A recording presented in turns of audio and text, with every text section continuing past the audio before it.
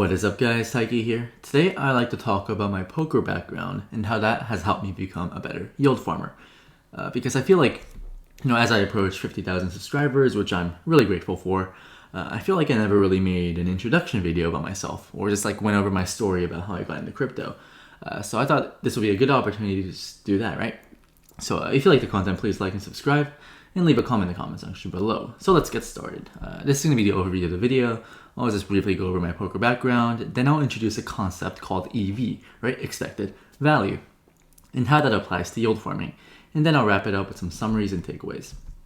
So my interest in poker was piqued when I was 8, when I saw Chris Moneymaker win the World Series of Poker main event. Obviously, I didn't play poker when I was 8, but when I got into college, I met a friend who paid rent playing poker, and I was like, dude, you gotta teach me. And I got really into poker. I was studying it every single day. I played home games every week, and when I turned 21, I just went to the local casino, and I was already one of the better players, and I was able to build a bankroll from a couple $1,000s to, I guess, a larger figure. The cool thing is I actually played poker with Chris Moneymaker. This was 510 at Stones. You see him at the top right here. I even got a selfie with him. Real nice fella. But it was kind of cool to actually play poker with the person that got you into poker, right? I thought that was really cool.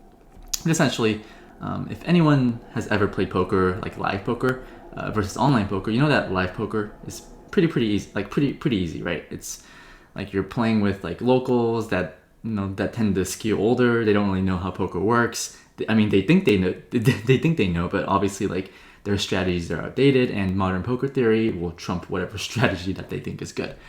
So I was, I was already like one of the better regs at this local casino. But obviously, when COVID hit in March of 2020, all the casinos had to close, right? So if I wanted to play poker, I couldn't do it live anymore. I had to play online. And online poker is much more difficult just because you're playing with people all around the world, all around the states. So there's like kind of a selection bias there, right? You're just going to be facing better players. So, if I wanted to play online, right, 6-table and all that, I really had to study. I really had to, reset my game, reset my strategy, think about, reset how I think the game of poker, and kind of start from zero. And when people think about studying poker, it's a lot different than what people think. Because I guess mainstream media, movies, all everything, they kind of portray poker as a game of reads and putting people on hands. And sure, there are concept that is a big part of poker. However, poker is a lot more nuanced, right? It's a game based on mathematics, probability, and game theory. So it's not as simple as reading people, having a good poker face. You really have to understand the math behind every single decision that you make. So, I bought Pile Solver, which is a poker game theory calculator kind of software, and I kind of just locked myself in a room, and I was studying this a couple hours a day, every single day, until I really understood the game of poker. I actually have this crazy spreadsheet with 20 different tabs filled with, inputs, comments that I'll show on the screen. But this is the kind of stuff that you have to go through if you actually want to make it as a poker professional. It's really intense. And that's where the joke comes from, on my Twitter profile, went from studying Pio to studying memes. Because if you follow my channel, I'm full of memes, right? But I take memes seriously, obviously. I think memes are really important. So now I want to just kind of introduce the concept of EV, right? Expected value. This is the definition of it. It's kind of difficult to understand, so let me just go over an example of EV in the most simplified manner. So let's say there's a coin, right? And I offer you a bet, right? Heads or tails. I'll give you $100 if it flips heads, but you give me $100 if it flips tails. Well, what's the EV of this bet? Well, the EV of this bet is 0 because you take 50% and multiply by $100, and then you add 50%. Multiplied by negative $100 and you get 0, right? 50 minus 50, that's 0. But what if I offered you this bet, right? Assuming it's a fair coin, I'll give you $400 if it flips heads, and you pay me $100 if it flips tails. Well, now all of a sudden this bet becomes a plus EV bet for you, right? On average, you're going to win $150, right? So meaning that if you play this game a million times, on average, you will win $150, right? And this doesn't mean that you'll always win, right? 50% of the time you lose money. However, this is a bet that you should always take because it's so plus EV. And that's kind of the concept behind poker too. It's you kind of study the EVs of all these different spots and all these scenarios to try to understand how a solver thinks. And once you kind of understand how a solver thinks, you can apply it to your own game, apply heuristics, exploitative strategies, and then just win money everywhere, right? Because the goal in poker is to continually make plus EV decisions over a huge sample and the highest EV decisions over a huge sample. Though I could lose money in a small sample, right? Like the flipping the coin game, right? Though you could lose money in a small sample size, over time, my EV will converge to the actual EV and I will make money, right? If you keep making plus EV decisions, you're mathematically basically guaranteed to make money. And that's kind of how poker works in a nutshell. So this is my P&L for online poker. This is mostly from last year. It contains some sample from this year and 2019, but mostly this year. And, it's generally up only. And I'm really proud of this because I really studied my ass off to get to where I am today. But the one thing you'll notice is that, I only won 56% of my sessions, right? Which isn't that much. Like most of the time I guess most of the time I'm winning, but I'm losing a lot too. This essentially means that, when I win a lot. And when I lose, I don't lose that much. And that concept is really important as a farmer, as a trader, or just like anything, right? When it comes to investing, right? Just limit your losses and ride your winners. But the obvious question that I'll get is if I was that good at poker, why did I quit? And why did I start aping into DeFi and yield farming, right? Why didn't I keep playing poker? And I mean, that question makes sense. However, because I'm this EV nerd, everything I do in life, I think in terms of EV, right? What's the EV of, going to this place? What's the EV of going to college? What's the EV of all these things? It's kind of messed up, but it is what it is, right? And the simplest explanation I can give you is that, at the beginning of the year, I said that, I think the EV of me pursuing crypto and making content is higher than the EV of me playing poker full time. Also the part of it was that, in 2020, the online poker games were pretty good. No one could go to casinos, so we had all these bad players deposit money into poker sites and just give money to me. However, in 2021, casinos started to open up, bad players left. In 2020, there was 10 to 20 tables at all times, but this year there were only 5 to 10 tables. It was kind of I was unemployed. There were really limited opportunities for me to even play, and the games were hard too. So it wasn't as difficult a decision as it seems. But this is how I thought about the situation at the time. So let's wrap it back to yield farming, right? Because I do run a yield farming channel. So the same concept can also be applied to trading and yield farming, but I'll focus on farming here. Because this is not me, this is some other Asian guy, but this is kind of how all poker players think, right? Or poker pros think. So similar to poker, if you seek out plus EV farms, you will make money over time, right? Mathematically. And I do want to talk, before I get into other details, I do want to touch on, getting rugged and liquidations, right? Because think about the EV of getting rugged or getting liquidated, right? Not financial advice, but in my humble opinion, I think farming in crypto is so plus EV in the long term that getting rugged or liquidated has a huge opportunity cost, right? So let's say you get rugged for $1,000. Well, it's not just that $1,000. It's $1,000 plus whatever yield you would earn on that $1,000 for the rest of your life, right? So when I think about deploying capital, I don't even consider farms that could rug me, right? Though I am pretty active when it comes to farms, I've never gotten rugged before, a hard rug before, right? When the malicious devs just take your money. And, I take pride in that, and hopefully that doesn't happen to me in the future. Though I feel like it is inevitable at some point, right? And I'll be a meme.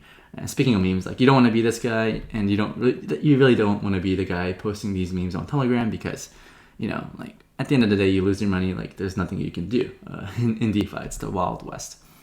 Okay, so there's also a reason why I'm not always entering farms, right? So here's an example of because I feel like every video, people are asking me what are your thoughts on this farm? It's really new. It seems super cool. It's all hype. So let's just take this standard farm.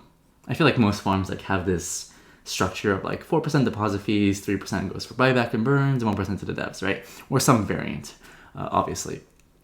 And we'll call this farm Polypepe, right? The Pepe the frog, right? And people love memes, and they're like, hey, like, what do you think about this farm? I always show this chart here, but most farms, their tokenomics is highly inflationary, and the chart it just ends up looking like this, right? And in this scenario, it's hard to get that deposit feedback, because if you think about it, like for every $100 deposited, $1 goes to the devs, right? $3 goes to the burn, but a dollar goes to the devs. So what makes you think that this farm is plus EV, given the developers are anonymous, and there may be some pre-sale, you never know, right? So whenever these new farms come with where I don't really know who the developers are, with zero information, I just don't think those farms are plus EV, so I just don't choose to enter them. Obviously, if you spend a couple hours doing your research, you talk to the devs, and they seem like good folks and they're really into it, then yeah, maybe you should deploy capital, right? But generally, I don't really care about crazy new farms that where the chart looks like this, right? So what's the example of a plus EV farm? Well, obviously, Curve is a plus EV farm, right? Where with stablecoins, you can earn roughly 10%. With the HI crypto pool, you can earn over 20%. And it's very, very low risk. I don't think Curve is going to rug, right? Knock on wood. And the returns are pretty healthy, right? I mean, 25% on ETH, Bitcoin, or 10% on stablecoins, no impermanent loss risk. I mean, that's amazing. I love the HI crypto pool. I'm usually in this one if I don't really see a good opportunity. So, we can say Curve is definitely a plus EV farm. We can say the downside is there's very little downside, and the upside is capped, but, it's consistent, and we can expect to get our gains. So, when Curve exists, Curve on Polygon always exists, right? It's always there for us, right? It's the reliable, friendly farm. So what happens? So what does it mean if I actually enter a Polypepe farm, right? Assuming that I do my research. Well, it doesn't mean that Curve is no longer plus EV. It just means that the EV of Polypepe is higher than the EV of Curve, right? Because as a poker player, I'm always taught to, explore the highest EV decision, right? Because in poker, there's many decisions that have a positive expected value, but you should always take the line that has the highest EV, right? So that's kind of the way I think about it. And if, let's say, for most of the time, farms like Polypepe, they're not that high in EV, so I just deploy capital into Curve instead. So in terms of summaries, if you're risking money, you better have a good reason for it, right? Build a thesis, think in probabilities, and have a plan entering farms. And I always get this question, is there a way to calculate EV when it comes to yield farming? Unfortunately not. There's no such thing as a farming solver that can give you the EVs of all these farms in different ecosystems. But over time, I feel if you keep deploying capital, if you keep practicing, right, using DeFi, it's gonna it'll be intuitive over time. I don't even think about EV, but I just do it subconsciously. And I'm sure if you are a seasoned veteran, humble yield farmer, you'll agree with me.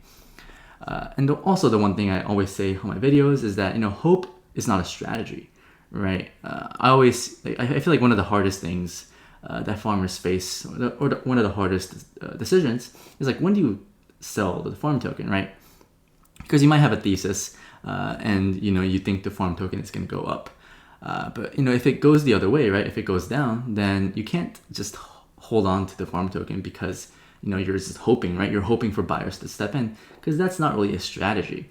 This comic, this isn't a perfect comic for this example, but this is something people should know about farms in general, because let me just go through it, right? Our new strategy is to sell fewer units at higher margins. Well, doesn't that just mean that our sales stink, so we're just cutting costs? Well, I call this strategy so you won't lose hope. It's working great. Essentially, I feel with farms, the developers are always posting updates about hey, we burned this much tokens today, we're buying this much tokens, we launched this new feature, it's only up from here.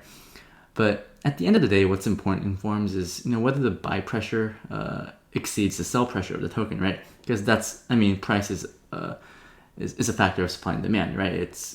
if even if something has super high inflation, if there's enough demand to offset that inflation, then the token price will go up. Similarly, even if the developers burn the tokens, if no one's buying the token, it's going to go down. So it's always a difficult decision when you're thinking about like cutting your losses as well, or just taking profits. And it's okay if you don't sell the top either, right? Like many times I had like crazy gains, but the farm token dumped and I had to like sell at a lower profit. But you can't let your ego or your pride get in the way of like humble yield farming, because over time, if you just take profits, if you just keep winning, because small wins add up over time, right? Like think about like the chart, the poker graph I sent you. Like I only won 56% of my sessions, but my graph was pretty good, right? I made a lot of money.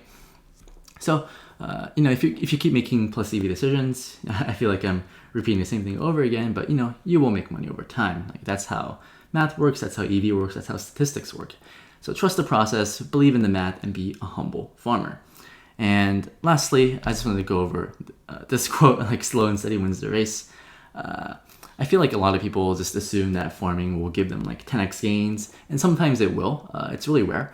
But farming isn't really a get rich quick scheme. It's more of like a, slowly and steadily win the race kind of thing. Because this is the math. If you just like take small wins over time, like the power of compound interest are on your side. If you have $100,000 compounded 10% per month over 12 months, you're gonna end up with over 3x. Don't get me wrong, 10% a month is really, really difficult. It's even gonna be hard for me to get 10% a month, even though like I feel like I am pretty good at farming. But just change the numbers, just do the math yourself. Like this concept still applies. Compound interest is amazing.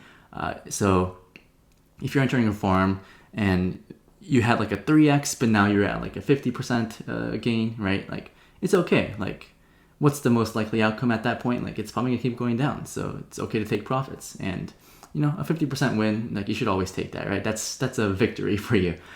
So hopefully this video was helpful, because in the future I will be talking more about like EV, right? Expected value. I don't really have a formula, but it's a concept that I feel like a lot of people should apply into where you're deploying your capital. So if you like the content, please like and subscribe, and leave a comment in the comment section below. In early September, I will be in Vegas to play some poker. So if you're in the area, maybe hit me up. Maybe we can play cash together. I'll be playing mostly 2-5 and 5-10. Maybe Bellagio, maybe the win. We'll see, but I'll see you there. So thank you for watching. Have a nice day and have fun farming.